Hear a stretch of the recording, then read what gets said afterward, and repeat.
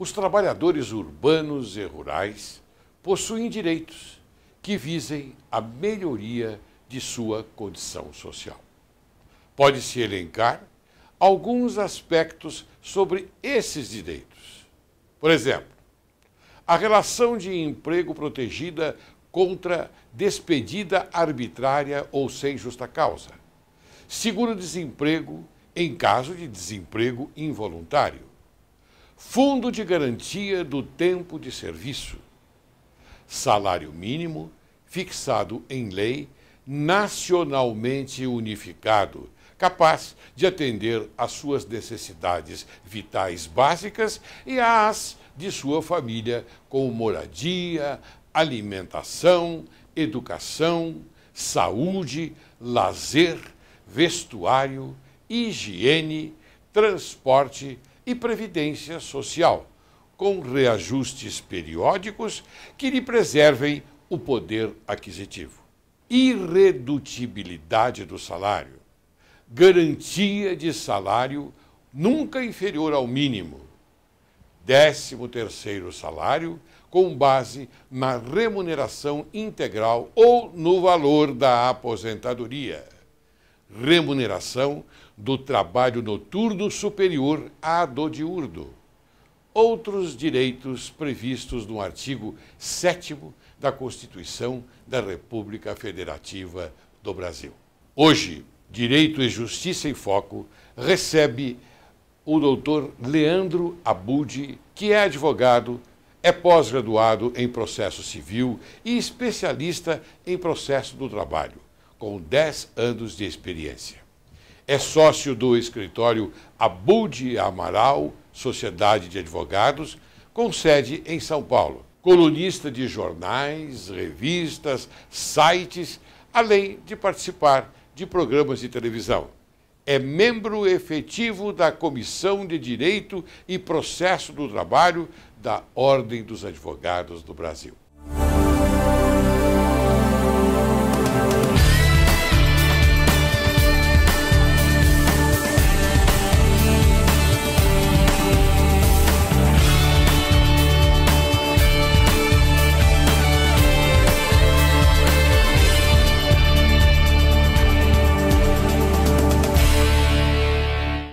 Caríssimo telespectador, hoje Direito e Justiça em Foco recebe esta figura impoluta, esta figura maravilhosa de um advogado que nós temos todo respeito, admiração pela sua cultura, pelo seu saber jurídico.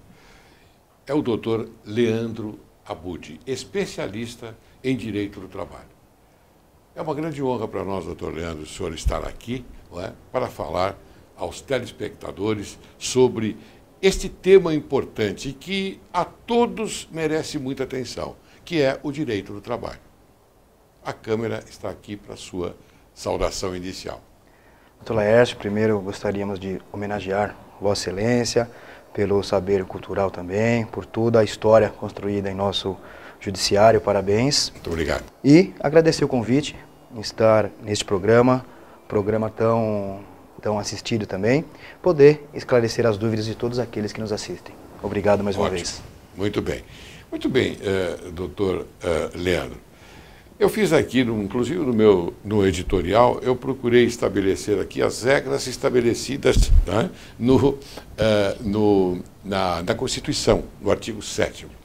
Então, a relação de emprego protegida como despedida arbitrária ou sem justa causa. O que significa isto? Uma das regras constante no artigo 7º, doutor Laércio. O artigo 7º da Constituição Federal, nossa Carta Magna, onde estão os pilares básicos que falamos do direito do trabalho. Certo. É lá que estão todos os direitos, onde a base do direito do trabalho. A despedida, a relação de emprego, em relação à despedida, foi muito debatida nos anos outroras. Por quê? Porque por causa da OIT 158. A OIT, ela, em suma, ela proibia a demissão involuntária, a demissão sem justa causa, chamada arbitrária. Então, debatemos muito esse assunto, mas o Brasil não assinou essa OIT. Então, desta forma, o empregador pode sim, o empregador pode despedir o empregado sem motivo. Desde que, doutor Laércio, indenize nos direitos que ele tem. Por exemplo, 13º, férias vencidas ou proporcionais, o aviso prévio, a multa do fundo de garantia, hoje 50%. Então, o empregador pode demitir o trabalhador sem justa causa, ou seja, porque ele quis, desde que ele pague os direitos correspondentes. O importante é pagar os direitos, não é? E depois, então, imediatamente, ou melhor, imediatamente, a despedida, não é? Sem justa causa, é isso? Exatamente, doutor Laércio. Muito bem. Agora, me diga uma coisa, quanto ao seguro-desemprego, esse seguro-desemprego, em caso de desemprego involuntário, não é? Como falam, não é? Ele está sendo valorizado, ele está sendo respeitado. Como é que é isso? Vamos informar o telespectador. Pois não, muito importante também. O seguro-desemprego. Quem tem direito ao seguro-desemprego? O trabalhador despedido injustamente tem direito ao seguro-desemprego. Então, o trabalhador que pediu a demissão, pediu a conta, ou aquele que teve o seu contrato de trabalho rescindido por justa causa, ou seja, foi demitido por justa causa, ele não tem direito ao seguro-desemprego. Só terá direito ao seguro-desemprego o trabalhador que foi demitido sem justa causa. E como funciona? Primeiramente, ele tem que soerguer os depósitos fundiários, o depósito de fundo de garantia, ele levanta todos os valores do depósito de fundo de garantia para depois dar entrada no seguro-desemprego. E tem uma regrinha, o mínimo que ele tem de empresa são 6 meses, ou seja, trabalhador com tempo inferior de empresa a 6 meses não tem direito ao seguro-desemprego. E de 6 meses para cima, ele já passa a ter direito ao seguro-desemprego. E é uma tabelinha, são de 3 até hoje 8 parcelas. Até 8 parcelas ele tem direito. Então depende do salário dele, depende do tempo de casa, essa regrinha para ele ter direito ao seguro-desemprego, doutor Laércio. Quer dizer que o seguro é proporcional ao salário que ele recebe? Ao salário que ele recebe e o tempo de casa. Olha aí, essa é uma excelente informação para você. E como funciona, como é que a pessoa que necessita desse trabalho, desse seguro-desemprego, possa, não sei, ele vai no poupa-tempo, onde vai? Onde é que ele vai buscar isso tudo? Importante informação. No ato da demissão, a empresa é obrigada a entregar uma guia. Essa guia tem a sigla SD. Com essa guia... Um minutinho. Veja a importância do depoimento do doutor Leandro. No ato da demissão. É fornecida uma guia específica para o requerimento ao seguro-desemprego. Isso, chama um formulário. Desculpa. Não, que eu acho importante. Coisas que eu acho importante, eu vou obstaculizar, não é, a sua palavra, vamos dizer assim. Porque o telespectador, às vezes, ele não sabe dessas coisas. Exatamente. Ele não tem conhecimento. Exatamente. Por favor. Estamos aqui exatamente então, para isso. Continue, por favor. É um formulário. A empresa é obrigada, no ato da demissão, fornecer ao empregado esse formulário. E ele, em posse desse formulário, primeiro dá entrada no fundo de garantia e depois vai em qualquer agência da Caixa Econômica Federal e consegue dar entrada no benefício. Olha aí, tão fácil, né? Caixa Econômica Federal. Não se esqueça. Muito bem, doutor Leandro, agora me diga sobre... já falou em fundo de garantia, não é? Então, fundo de garantia do tempo de serviço. Por favor, complemente a informação. Desde 1988, ou seja, a data que a Carta Magna, a Constituição Federal, foi promulgada, toda empresa é obrigada a depositar mensalmente um percentual do salário do empregado numa conta chamada conta fundiária. É a conta, doutor Laércio, dos depósitos fundiários, do Fundo de Garantia, o FGTS. Então, todo mês, a empresa é obrigada a depositar um percentual nesta conta, para que, no final do contrato de trabalho, se a despedida não for por justa causa ou o empregado não pedir demissão, ele poder soerguer esses depósitos, ou seja, poder levantar esse dinheiro. Então, esse é o fundo de garantia. Muito bem. E mais, só mais uma informação complementando o fundo de garantia, tem a multa. Se a despedida não for por justa causa ou o empregado não pedir demissão, além de soerguer os depósitos fundiários, a empresa é obrigada a depositar 50% desse valor a título de multa, 40% para o empregado, 10% a título de uma contribuição para o governo. Muito bem, vamos passar agora. Eu sei que o telespectador está ansioso para que a gente pergunte ao doutor sobre o salário mínimo fixado em lei, nacionalmente, não é isso? Exatamente. Muito bem. Então, por gentileza, diga ao telespectador o que significa isso, a obrigatoriedade ou não obrigatoriedade do cumprimento desta obrigação, não é? Por favor, fale sobre isso. Pois não. O salário mínimo, como o nome já diz, é o mínimo que qualquer empresa, qualquer empregador pode pagar ao empregado. Mas o salário mínimo ele serve apenas como uma referência. Por quê? Todas as convenções coletivas de trabalho, que são aquelas criadas pelos sindicatos, tanto do empregado quanto do empregador, do empregado e o patronal, que fazem os acordos coletivos, nenhuma convenção tem como piso da categoria, Dr. Laércio, o salário mínimo. Todos os pisos são superiores ao mínimo legal. Então, todo piso é superior. Então, o salário mínimo hoje, ele é muito utilizado por empregador doméstico, para empregada doméstica, um empregado doméstico. Então, a empregada doméstica, o piso dela é o mínimo. Nós não conhecemos nenhuma outra categoria que tenha como piso o salário mínimo. Então, sempre o trabalhador, ele ganha acima do mínimo. Por quê? Porque a empresa é boazinha? Não. Porque a empresa segue a convenção coletiva de trabalho, que é aquela regra que faz toda a regra do jogo entre o empregado e o empregador. E é lá que consta o piso da categoria, que é bem acima ao salário mínimo. Então, a discussão que a gente vê tanto na televisão, se o mínimo vai aumentar para 545, ou para 542, ou para R$600, em termos de relação de trabalho, não é tão importante. É importante sim para os pensionistas, para os aposentados, que aí sim, eles são baseados, toda a renda, todo o rendimento é baseado no salário mínimo, diferente da relação empregado-empregador, que é baseada na Convenção Coletiva de Trabalho, Dr. Laércio. Muito bem, então quer dizer que essa história aí de discussão no Senado, na Câmara, que é tudo mise-en-scène? Ou não? Para a relação de trabalho, eu entendo que sim. Agora, para os pensionistas, para os aposentados, não. Porque eles ganham sobre o salário mínimo. E aí, aumentando R$1, R$2, R$10, no total, a gente sabe que há uma são bilhões de reais que o governo gasta mais. Salvo engano, a cada R$1 de aumento, eram bilhões que o governo ia ter que gastar, mas para os pensionistas e aposentados, não para a relação de trabalho particular. Quer dizer que a coisa funciona desse jeito, né? Está vendo, telespectador, como é bom ser bem informado? E aqui, viu, doutor Leandro, nesse programa, nós procuramos sempre informar bem, não é, o povo, o jurisdicionado. Eu sempre digo isso. Todos aqueles que assistem esse programa dizem, mas ele fala sempre a mesma coisa. Falo sim, em determinados aspectos, é óbvio.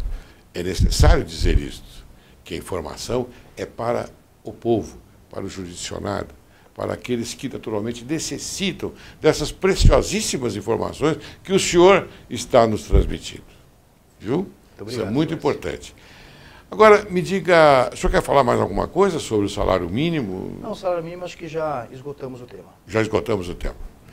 Bom, agora, e sobre a irredutibilidade do salário? O que significa isso? Porque às vezes nós ouvimos, não é, falar em irredutibilidade e se fala muito pouco.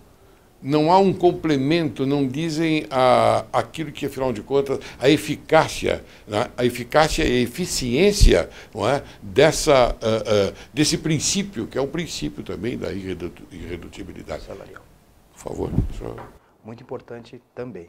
Irredutibilidade salarial é um dos princípios básicos do direito do trabalho, é um dos principais direitos do empregado. O que quer dizer irredutibilidade? O empregado não pode ter o seu salário reduzido. Vamos dar um exemplo. O funcionário ganha R$1.000, o empregado ganha R$1.000 e começa a trabalhar. Depois de um período, o empregador, o patrão, chega para ele e fala, senhor, a partir de hoje o senhor vai começar a ganhar R$800. Não pode, é vedado, é proibido. A Constituição Federal, no seu artigo 7º, traz esse princípio, ou seja, o empregado não pode ter o seu salário reduzido, não pode ter essa redução no seu salário na constância do contrato de trabalho. Nós tivemos um exemplo muito interessante, Dr. Laércio, que ocorreu na crise, agora em 2008, na crise americana. Muitos sindicatos negociaram direitos. Sindicatos grandes, sindicatos importantes, negociaram, eu vou falar entre aspas, o telespectador me permita, direitos do trabalhador, inclusive com redução de salário. Foi um caso excepcional devido à crise e a empresa se comprometeu a não demitir qualquer empregado. Ou seja, vamos reduzir algumas coisas agora, num período pré-determinado. O que nós tivemos a oportunidade de participar foram 3 meses de redução para que a empresa não demitisse nenhum funcionário. E deu certo, doutor Laércio. Então, nós somos um grande incentivador da política de negociação entre empregado e empregador, com sindicatos fortes negociando direitos para um bem maior, que é o emprego. Muito bem, eu vou chamar um pequeno intervalo para depois nós retornarmos, e inclusive com essa sua perspicácia a respeito dos sindicatos. Eu gostaria que falasse depois, logo no início do segundo bloco, vamos falar sobre os sindicatos, tá bom? Pois não. Você aguarde que daqui a pouco nós retornaremos. Até já.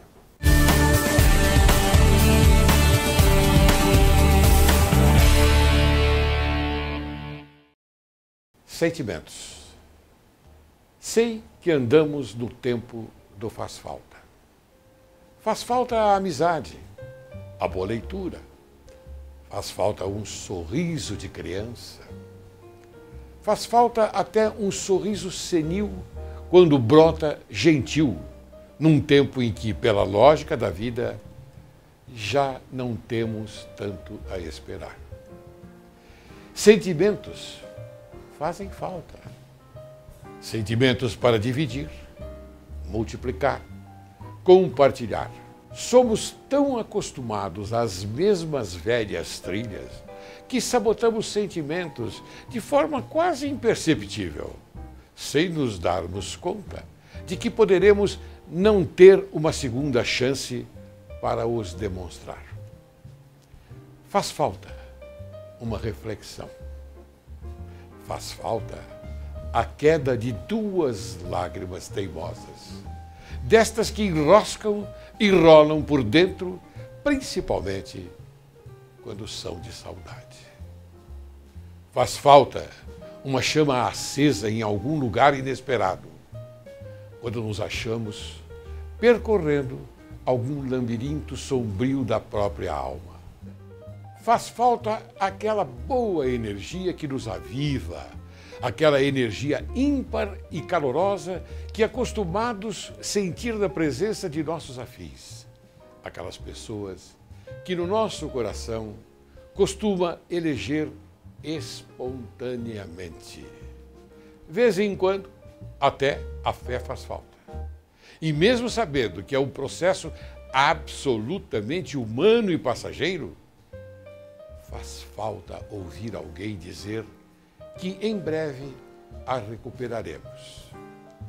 Faz muita falta quando não conseguimos acessar os nossos entes queridos, seja pela distância geográfica, seja pela distância de gerações, e estão baixando os braços quentes de uma ternura doce que esmaece por inobservância do destinatário.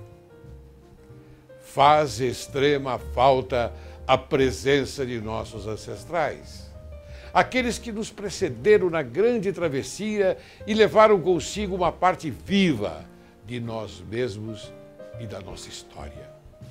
Sim, estamos no tempo do faz falta.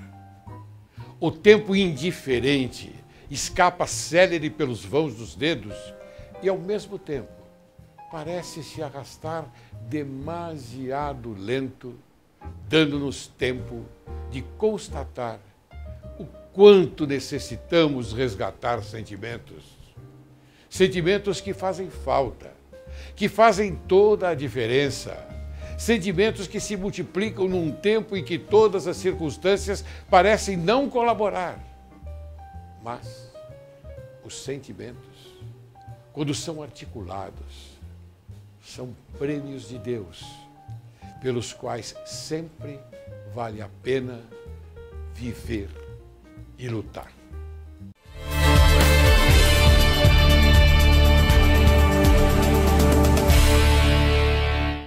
Ao retornarmos, eu já peço para que o nosso convidado, Dr. Leandro Abud, conclua o seu conhecimento a respeito do sindicato. O que significa isto? Por favor.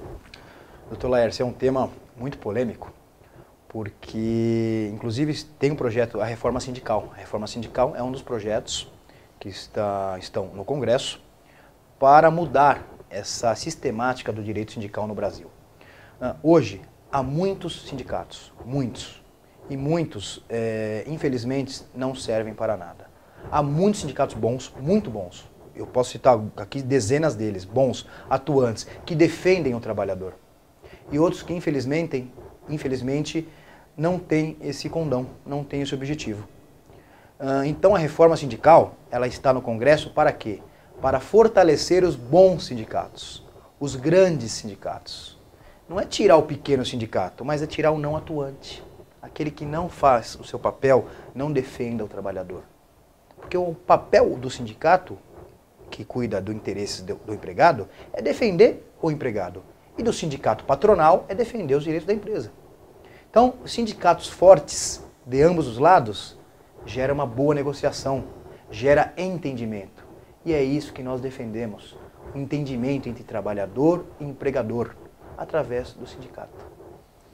O doutor Leandro está nos colocando aqui a eficiência da Constituição da República Federativa do Brasil no tocante aos direitos fundamentais, ao equilíbrio desta Constituição, no sentido da força entre dois poderes, o sindicato dos patrões e o sindicato dos empregados. Isso é muito importante, doutor.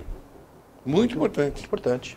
Por favor, continue, se o senhor quiser, falando a respeito disso. É muito importante. É o equilíbrio das forças citada pelo Dr. Laércio. É o equilíbrio das forças. Forças equilibradas geram negociações justas. Isso. Gera um equilíbrio. E com isso, há desenvolvimento do nosso país. Muito bem, muito bem. Eu gostei muito dessa sua colocação.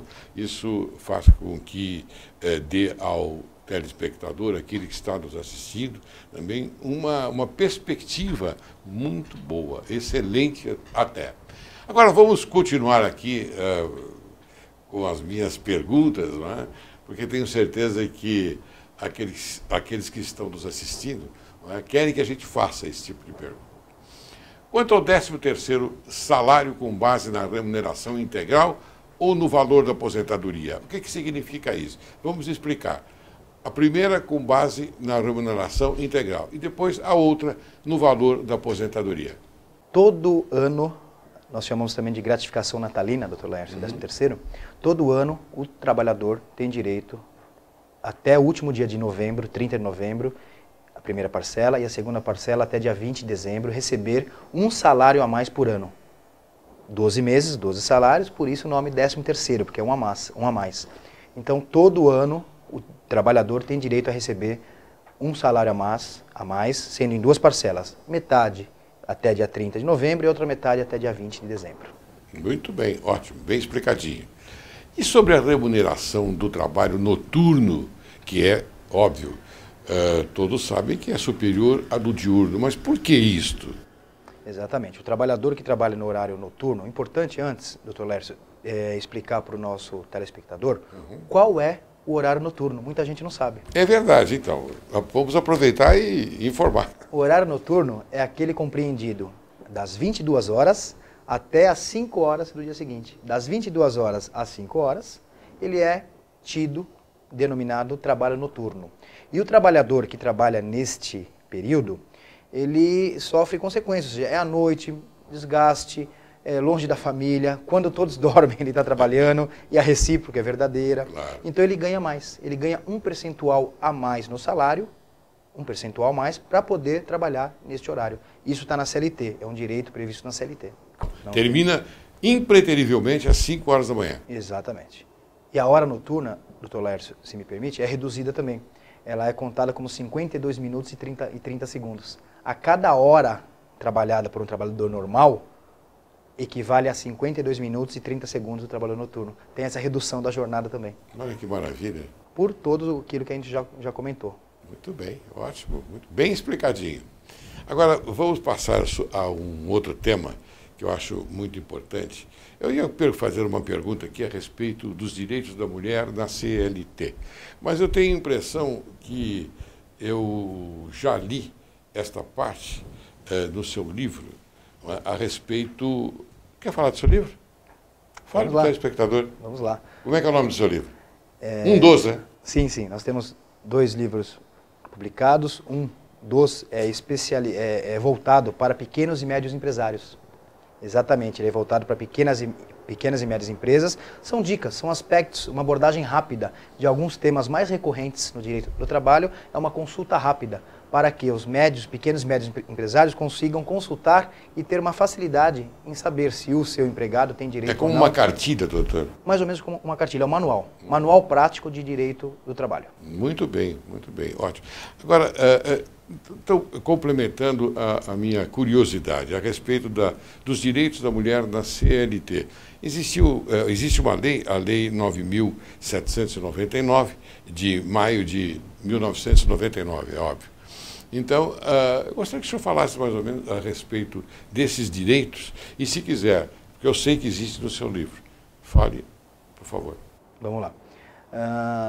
As mulheres têm alguns direitos previstos na CLT, sim, são vários direitos, inclusive a maioria, doutor Lércio, relacionada à maternidade. Então, na época da maternidade, ela pode ter um horário reduzido, ela pode sair para amamentar o filho, ela pode ter Mas o homem também tem esse direito, não tem? Aqueles 8 dias, se eu não me engano. É a licença. Hã? A licença. Licença paternidade, exatamente. Isso, a licença. A mulher, com certeza, também tem direito à licença maternidade. Mas o plus que a gente chama é exatamente esse. É mais voltado para a maternidade mesmo. É direito à creche e também está previsto nas convenções. Muitas convenções coletivas de trabalho, que é aquela que eu falei no bloco anterior, que são as regras, né, do jogo entre empregado e empregador, constam também os direitos que a mulher tenha para cada categoria profissional. Poxa vida, que coisa bonita, né? Não, a mulher é poderosíssima, doutor. A mulher é poderosíssima. Eu acho que em todas as reuniões, em todas as empresas, eu acho que deve-se dar um lugar importantíssimo para a mulher. Porque a mulher tem um discernimento fora do comum. É ela praticamente aquela que tem um comando, uma visão um pouquinho mais ampla, é óbvio. E a gente percebe ao longo do tempo, não é? E a gente coloca desta forma, um discernimento maior, no meu modo de ver. Tá aí, elas estão na política, estão em nossas famílias, nos claro, lares. Claro, é óbvio, é isso mesmo. Agora me fale então sobre os cuidados da admissão quando há esta relação empregado e empregador, por favor. Doutor Lércio, muito importante. Ótimo. É um dos capítulos de nosso livro, os cuidados que o empregador tem que ter na admissão. Primeiro cuidado que tem que ter, contrato de experiência. Fazer o contrato de experiência no ato da contratação. Por quê? É experiência, experimentar. O empregador vai experimentar o trabalho do empregado e o empregado está experimentando trabalhar naquela empresa, naquele negócio. Então, a primeira regra é exatamente essa, o contrato de experiência. Nele constar todas as regras do contrato de trabalho. Qual vai ser a regra do jogo? O trabalhador tem que saber de início, doutor Lércio. Antes de entrar na empresa, qual vai ser a regra do jogo? Qual é o horário que ele vai ter que fazer? O que ele vai ter que fazer? Com quem ele vai ter que se reportar? Por quê? Porque depois não pode mudar a regra do jogo. Como falamos da irredutibilidade salarial, também há o princípio que não pode alterar o contrato de trabalho depois de iniciado. Então, muito importante o contrato de experiência. Outros documentos que o empregador tem que fazer o empregado assinar no ato da admissão é contrato de compensação de horas, é aquela hora que ele trabalha 1 hora a mais na semana para folgar no sábado, se não mesmo folgando ele vai ter direito a hora extra.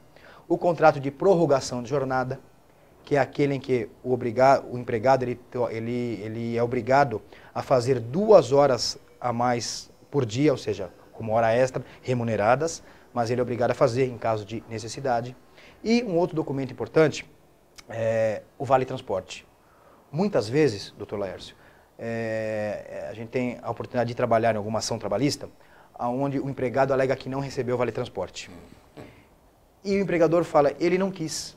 Aí eu falo, que bom, onde está o documento onde ele fez a opção que não quis. Ah, não fiz. Então é importante, no ato da contratação, o empregado ele tem que assinar um documento chamado opção de vale transporte, assinalando a opção, se ele opta ou não opta pelo vale transporte. E por último, o exame médico admissional.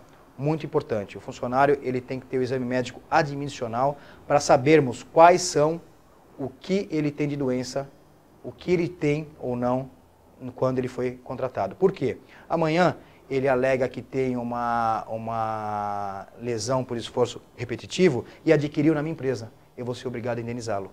Se no exame admissional já constar que ele já tinha essa doença de outra empresa, eu já não tenho que indenizá-lo. Então, importantes esses documentos. E sobre a terceirização, o que o senhor pode nos contar? Vamos lá. Terceirização é uma das novidades aí trazidas com a globalização. Certo. Muitas empresas terceirizam, doutor Laércio, algumas atividades. Uhum. Como não é a atividade fim dela, ou seja, o que ela produz, por exemplo, uma fábrica de vassoura. Então, a atividade fim dela é produzir vassouras. Mas ela tem uma recepcionista, ela tem uma auxiliar de limpeza, ela tem um porteiro, ela tem um segurança. Então, essas atividades que não sejam a atividade principal podem ser terceirizadas.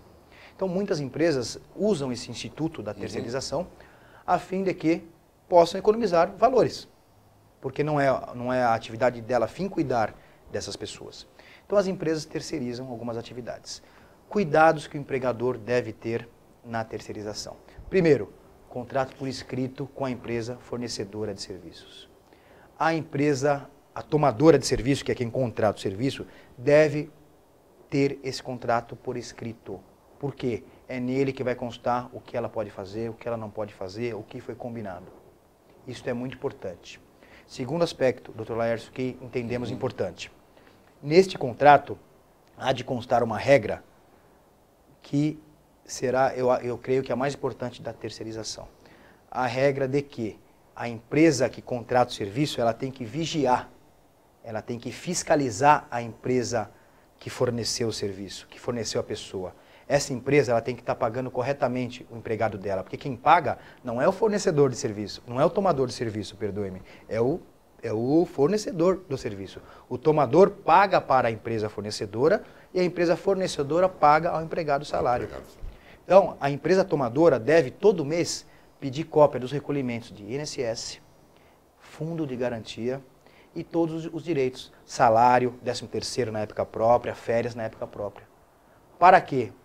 Para que ela, lá na frente, este empregado, eventualmente, interponha uma ação trabalhista, o tomador de serviço pode ser responsabilizado de forma solidária ou de forma subsidiária. Então, para ele não ter essa responsabilidade, ele deve vigiar, fiscalizar essa empresa para ver se ela está recolhendo todos os impostos, pagando os salários, pagando os direitos desse trabalhador. Isso é importantíssimo, empresário que nos assiste. Está vendo, empresário?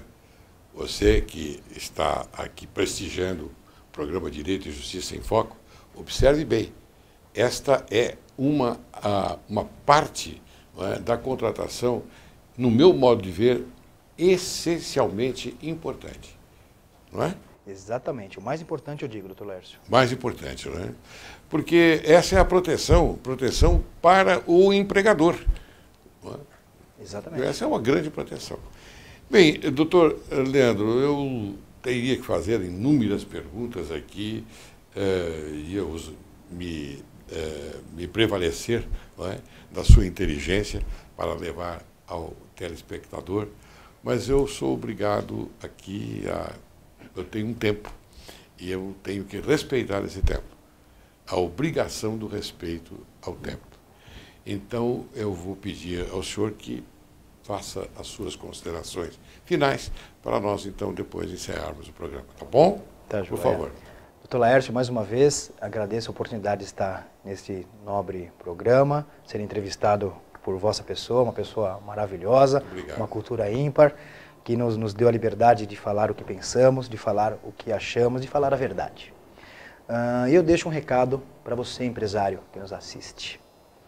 Não tenha medo de empreender. Empreenda. Faça os seus negócios. Só que faça de forma lícita. Consulte um especialista em direito do trabalho. Não deixe de fazer um negócio pensando, mas se eu fizer isso, o empregado vai me processar. Não, a lei é uma para todos, tanto para o empregado quanto para você, empregador. Então, se você se prevenir, você vai ver que a sua atividade vai se desenvolver e você não vai ter dor de cabeça. Se previna. E a frase que eu termino, Dr. Laércio, para os empresários também, na crise, uns vendem lenços, uns choram, outros vendem lenços. Vamos vender lenços. Muito obrigado. Até a próxima, Dr. Laércio. Muito obrigado. Eu quero agradecer bastante a sua presença aqui e essas considerações finais, me parece que apresentaram uma importância bastante que a gente pode realçar, pelo fato da consciência. Não é? A consciência é aquela que está proliferando nas relações do brasileiro, quer no trabalho, quer em outras também que a gente pode anunciar. Mas, principalmente hoje, no tema trabalho. Então, eu tenho aqui também a minha colocação final para encerrar esse programa. Nós temos que pensar bem pela liberdade da palavra, da escrita e dessa tal consciência que eu me referi. Doutor Leandro, muito obrigado. O senhor foi muito gentil em ter vindo aqui e a brilhantar o programa Direito e Justiça em Foco. Muito obrigado, doutor.